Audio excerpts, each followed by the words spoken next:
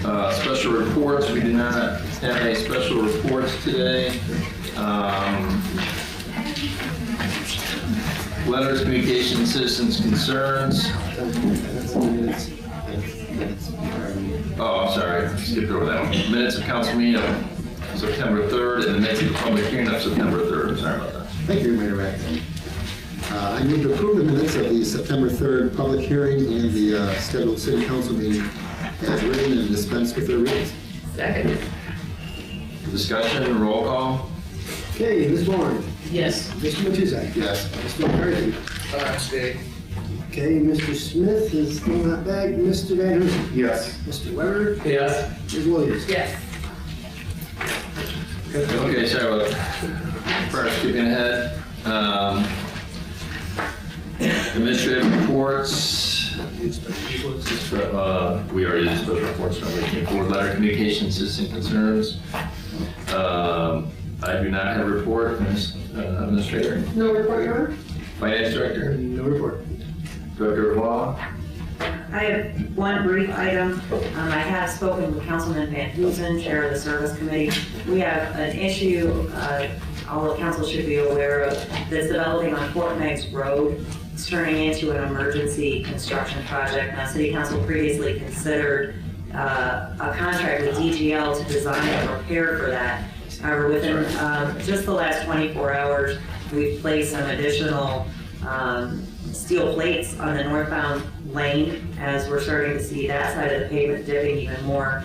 And DGL, our design engineers, have indicated that it is in dire need of immediate repair at this point. This would involve the lining of the pipe, the culvert there. So I've spoken with Councilman Van Hoosen as chair of the service committee. We are going to be presenting this to service next week, as well as then to hopefully the city council on October 1st. But the city is in need of, to expedite this, we'd like to go ahead and start ordering some of the materials.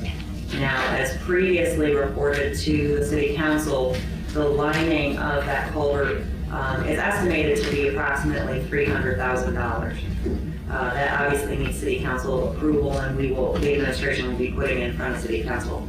At this time, we would like at least a motion to authorize us to start ordering the materials so that once the design is complete and we've received the quotes in for the actual construction, we can go ahead and seek immediate remediation of Fort Meigs, all of Fort Meigs Road there that's going to be necessary. So I believe that's going to come up underneath the discussion of the service committee, but I just wanted council to all be aware of that.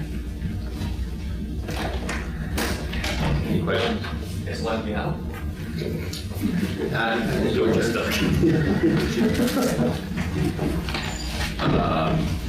President of Council. No report. Committee reports, Finance and Economic I Development. do have one of those. Okay. We had a meeting on September 10th. The meeting was called to order at 5:30. Present were myself, other community members, Councilman McCarthy, and Councilperson Becky Williams. Also present were Bridget Canada, City Administrator, Laura Alcar, Law Director, Dave Kress, Finance Director, and Steve Hunter, Tax Commissioner.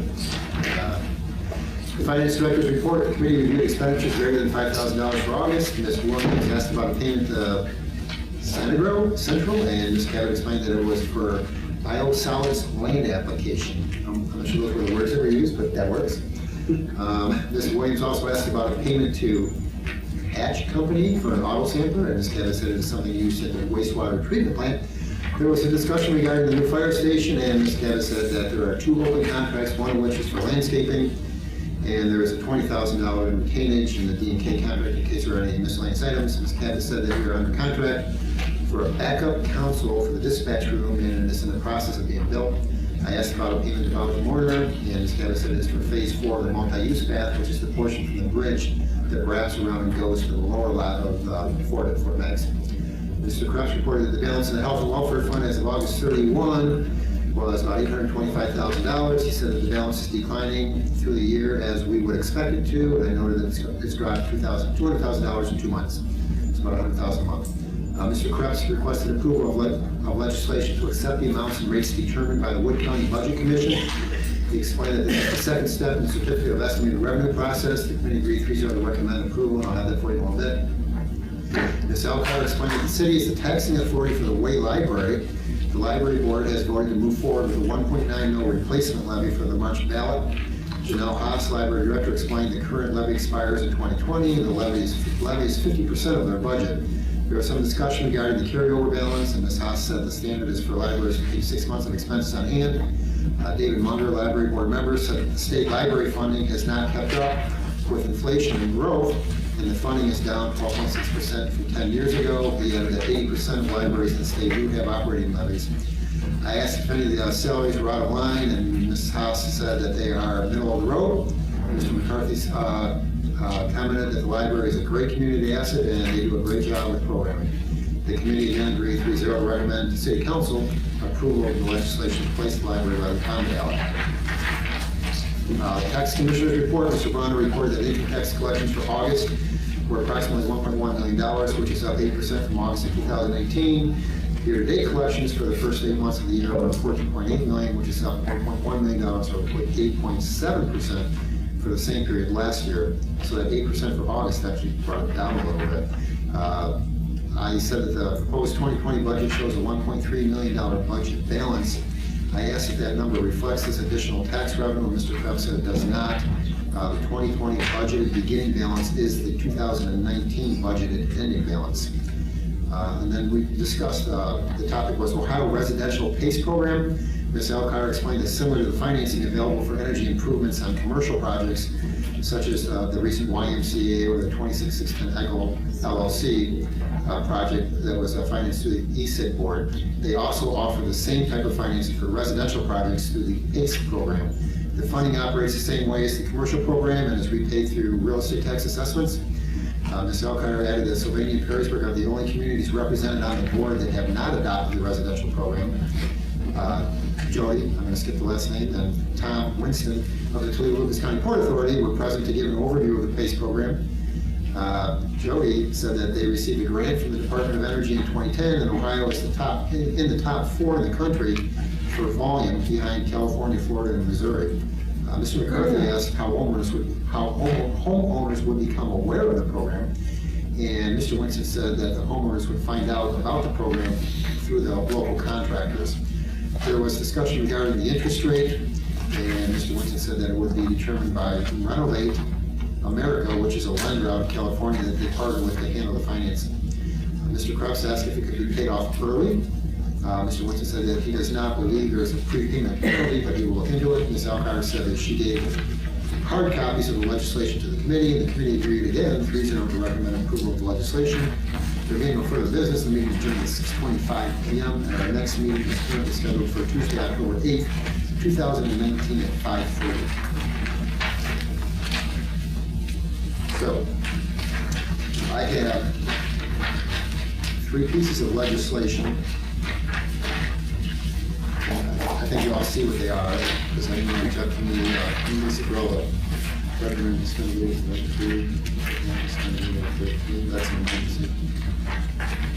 I'll do 2 together and 1 separately. Everybody good with that? Okay.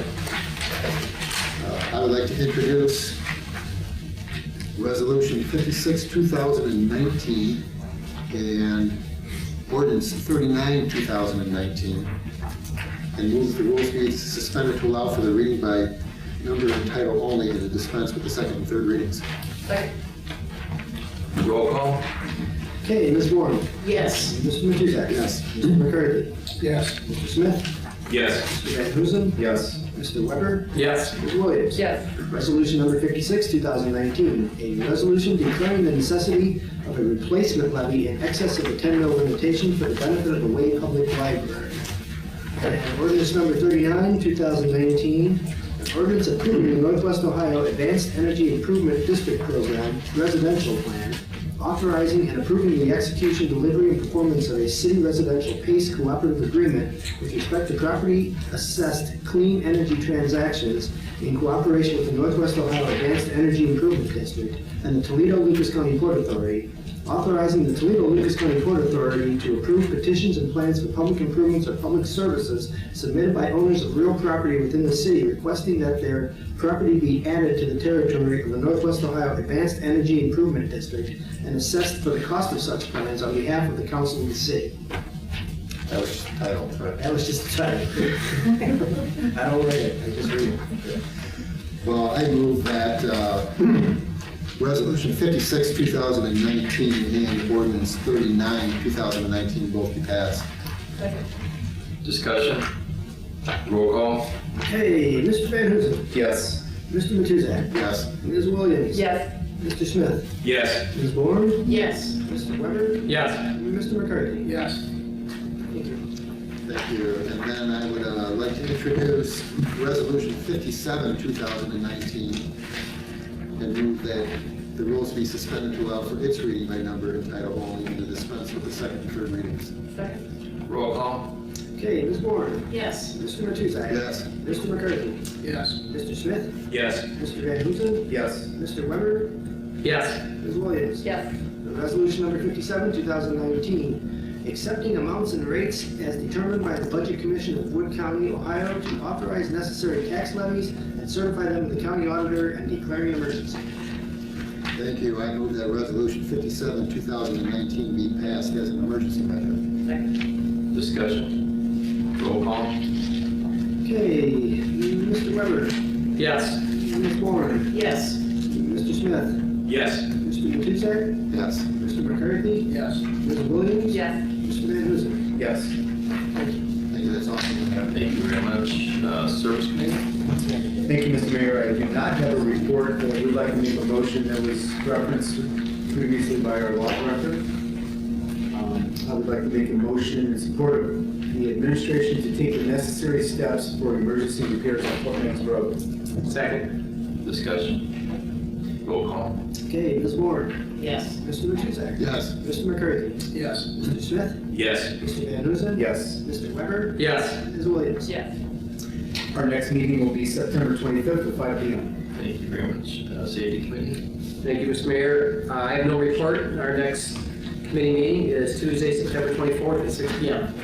Thank you. Recreation Committee? Thank you, Mr. Mayor. I have a report. The report for the regular meeting on September 10th, 2019. Present were Chairwoman Deborah Bourne, council members Jim Matuzak and Jonathan Smith, City Administrator Bridget Cabot, Law Director Laura Alkire. Chairwoman Bourne called the meeting order at 6:30 p.m. in council chambers. After the Pledge of Allegiance, citizen concerns were requested and none were offered. There was no action or discussion on Riverside Piano Stands or the inclusive playground. Codification of responsibilities for the Recreation Committee. Chairwoman Bourne stated that she had exchanged emails with the law director the morning before the meeting on this topic. She had asked Ms. Alkire if she had anything to add. Ms. Alkire stated that she had not yet prepared a draft for the committee's review. She had not read the report of the August 13th meeting that changes had been made to the second draft, which she had not yet received. Chairwoman Bourne read the email, which she had sent Ms. Alkire.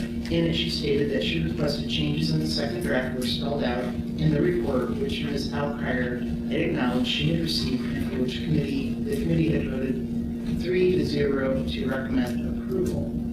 Chairwoman Bourne then asked the ordinance to be prepared for the council by September 17th meeting, and at the request as requested by Mr. Matuzak, this ordinance would be sent to 3 committee members in advance of the meeting. Mr. Smith stated that he did not recall a public vote being taken. Ms. Alkire concurred with the statement. Mr. Matuzak responded, rather than worry about what happened at the last meeting, I suggest that we take care of business. Mr. Matuzak then read to the law director a final draft, which included the revisions already presented at the August 13th meeting. Mr. Smith asked several questions and reiterated that he would like to review the law director's ordinance before the council meeting. Ms. Alkire acknowledged that she now has all the information she needs to prepare the ordinance.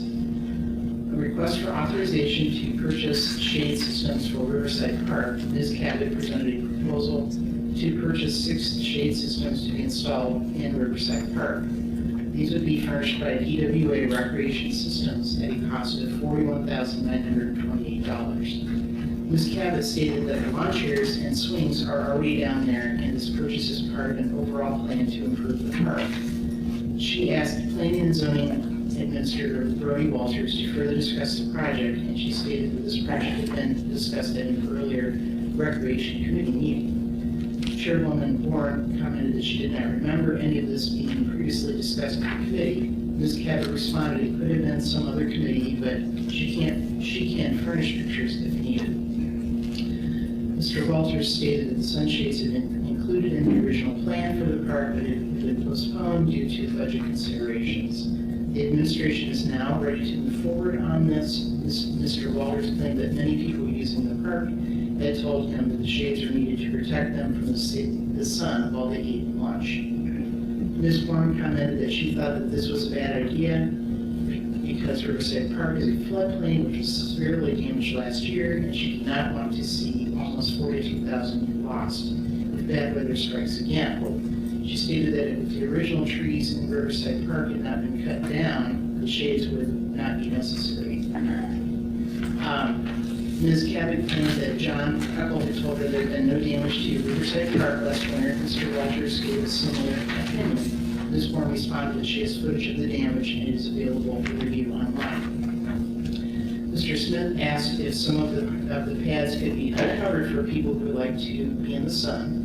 Mr. Walters responded that they can be rotated if the users want to do so. Mr. Walters then stated that shades are supposed to be winter hardy, but to make sure that the city plans to store them in the winter.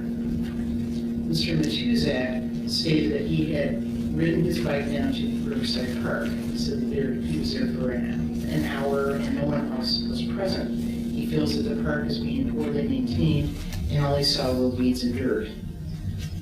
Ms. Cabot stated that the plans for the alteration of Riverside Park did not include an irrigation system which causes problems for the trees. She also stated that the Toledo Zoo had planted a prairie planting which did not fare well, so they sprayed the planting, and the zoo will do a replant this fall. Mr. Smith asked if the city has a portable water tank so they can bring down to the park to help with the irrigation.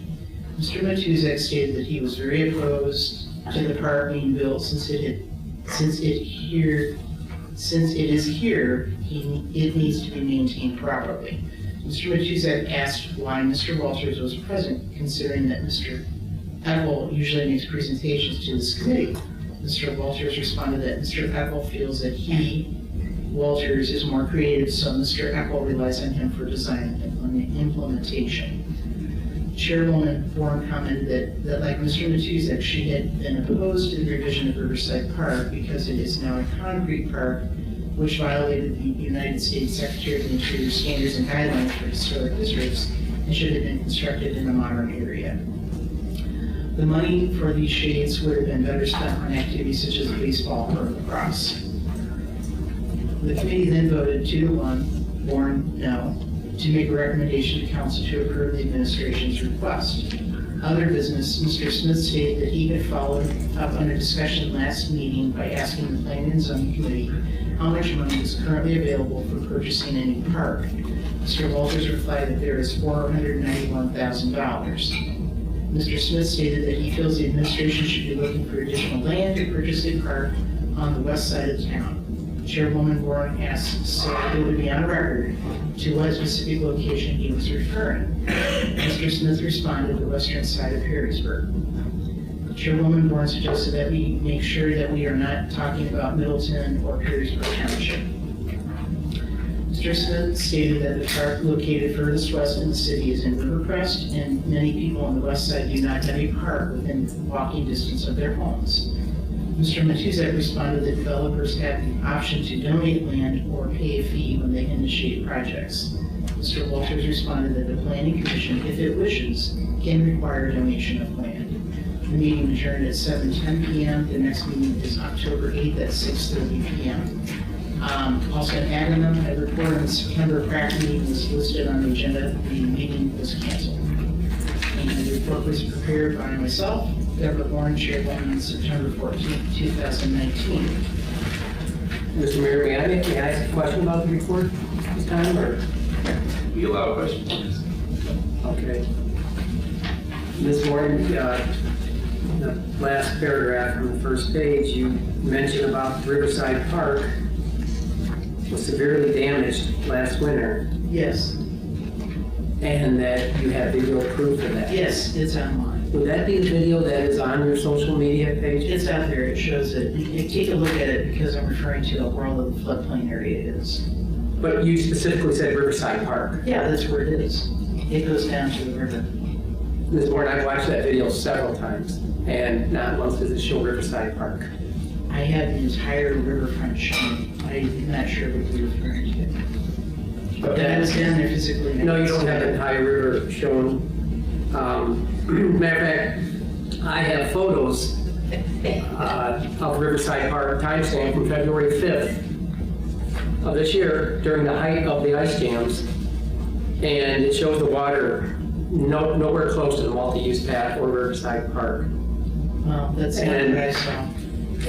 Yeah, well, it's just the way it is. Now, I have several photos there. I have Hood Park. In fact, the water from the multi-use path is probably down about 8 feet down that bank. And it's clearly showed here, and it's February 5th. On that same day, I have other photos here, February 5th, February 7th, of Hood Park. The water is about 12 feet down from the multi-use path there. And that is all from the same day too. Maple Street boat launch is completely flooded. So if Maple Street boat launch was flooded, you would think then that would be Riverside Park would have it too. But it's not even close. And your video does not show Riverside Park at all. I just want you to know that. I show all up and down the river. It doesn't show Riverside Park, and you're stating that Riverside Park was damaged, and the multi-use path was never damaged. You stated there was damage. There's no damage. And there were not even water. Perhaps you had gone down there, you would have seen it. I did go down there. I did go down there. Here it is. I went down as well, and I can tell you that that's what I. You have a drone photo of the river, but it's not, does not include Riverside Park. And I just wanted to be on record that I have time-stamped photos that completely contradict what you're saying in this report. So Well, you can continue to say that, well, but it's just not true. I can't say it because it is true. And we're going down the riverfront area, and my concern was about that. On the same day, I have the picture here with the boat club.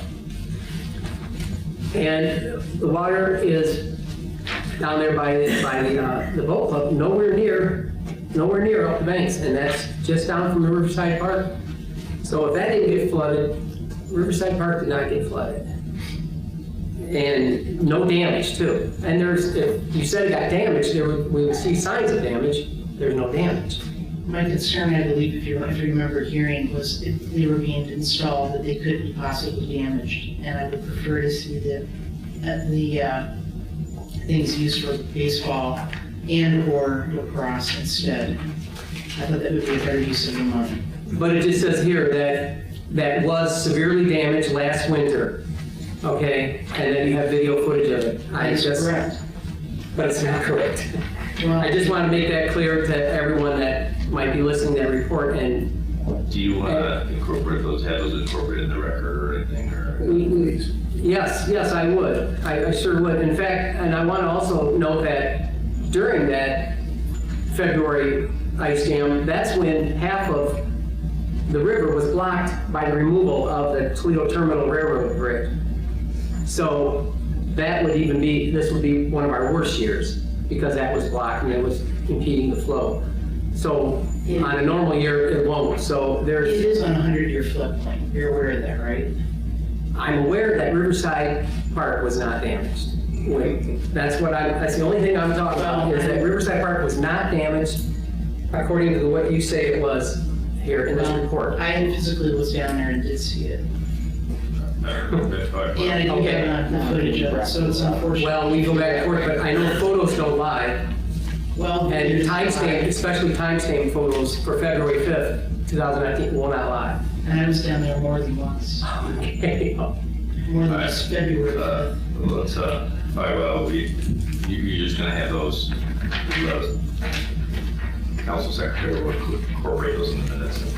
It'll be with the record will show. I what think shows. perhaps if you want something mentioned like that, you can put an addendum to the report. I would like it to stand as mentioned. I'm sorry, And if he chooses to have his thoughts mentioned, he can mention that as an addendum, but Well, it's just- not actually in the actual. My thoughts are on public record tonight. I think they're just in the minutes of the council meeting. I think that's what we'll We don't have any here. yeah, we're not changing the report, I don't believe. So no one's been made to do that, so No, we're not. no, I just wanted to clear the record. Thank you. Okay, I think. Resolution. Yes, Oh, there's two. Oh, that's right. I thought there's a second one as well. yes.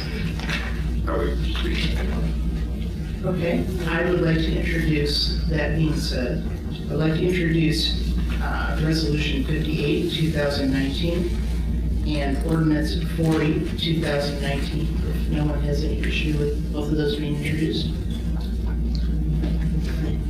Okay, I would like to introduce Resolution 58, 2019, and Ordinance 40, 2019. And move that rules be suspended to allow for its reading by number and title only, and dispense with the second and third readings. Roll call. Okay, Ms. Ward, Yes. Mr. Matusek, Yes. Mr. McCarthy, Yes. Mr. Smith, Yes. Mr. Van Huzen, Yes. Mr. Weber, Yes. Ms. Williams. Yeah. Resolution number 58, 2019, authorizing the purchase of 6 shade systems for installation at Riverside Park from DWA Recreation in an amount not to exceed $41,928. And ordinance number 40, 2019, an ordinance amending section 220.05, Rule 5, committees relating to rules of council last amended by ordinance number 9, 2016 on February 2nd, 2016. Passage. Okay. I would like to move, excuse me, I would like to move that Resolution 58, 2019, and Ordinance 40, 2019 be passed as an emergency measure. Yeah, wait. Neither are presented as emergency measures. Just pass. You okay? So just pass. Move it. Just pass. Okay, be passed, Yes, sorry. thank you. Sorry, thank you. Discussion. Ms. Alcar, for the ordinance 40, this is language that did go by you. It did. Following or during the Recreation Committee meeting last week, President Tuzak wrote a summary of what those changes would be while the committee was discussing it, gave those to me, and that's what's sitting in front of you now. Court resolution. Thank you. Yeah, discussion. Roll call. Okay, Ms. Williams, Yes. Mr. Weber, Yes. Mr. Van Huzen, Yes. Mr. Smith, Yes. Mr. McCarthy, Yes. Mr. Matusek, Yes. Ms. Ward. Yes. Thank you. Anything else? Planning and zoning? Thank you, Your Honor. We met on September 11. Myself and two members are Jonathan Smith and Becky Williams. Also, we're Preston City Administrator Bridget Cabot, Law Director Laura Elkire, and Mark Easterling, Deputy Planning and Zoning Administrator. The first item that evening was to discuss an appeal for the Historic Landmarks Commission denial of an application to build a fence at 401 West Front Street. Ms. Alkire explained the history. The commission had first considered the application at their June meeting. That time, a motion was made for approval, but there was no second for the motion, which was then withdrawn. Since there was no action taken, Ms. Alkire advised the commission to reconsider the application at their August meeting. At the August meeting, the application was denied by the commission. There was discussion on how to move forward since the appeal was filed before the application was actually denied. The committee agreed that it would proceed with the appeal, taking into account both the June and August Historic Landmarks Commission meetings. With regard to that application for 401 West Road Street, the date for the appeal to be heard will be set at the next city council meeting. So we'll get another in our series of committee of the whole meetings.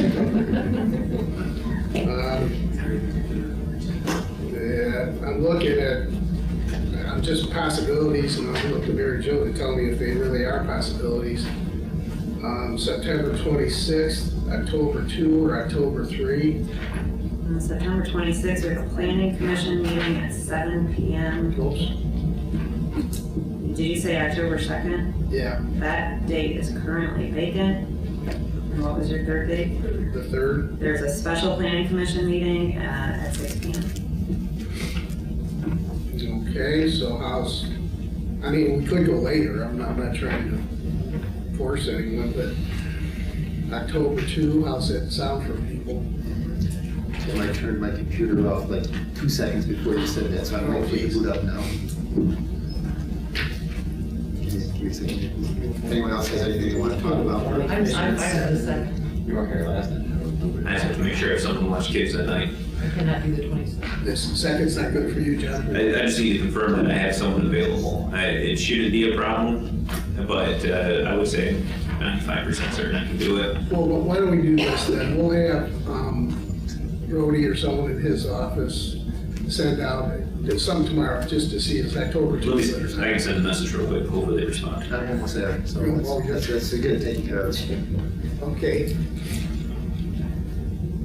I'm good with the second. As alternatives too, there's nothing currently scheduled for the 16th or 17th Just what? of October. The 7th, the 16th, and the 17th.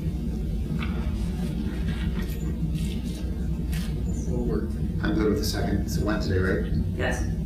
What time did you say? I didn't really say anything. How's 6 p.m. sound? The later the better for me. I won't have a voice that day. Should know here in just a second.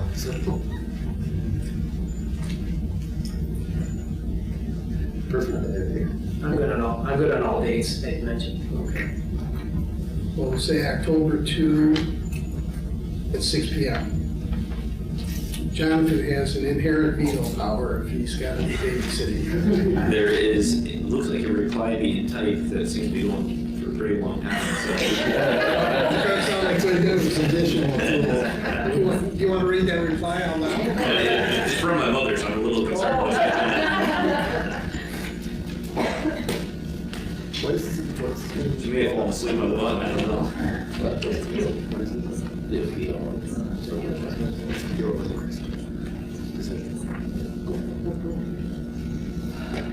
You said 6 p.m., correct? Yeah.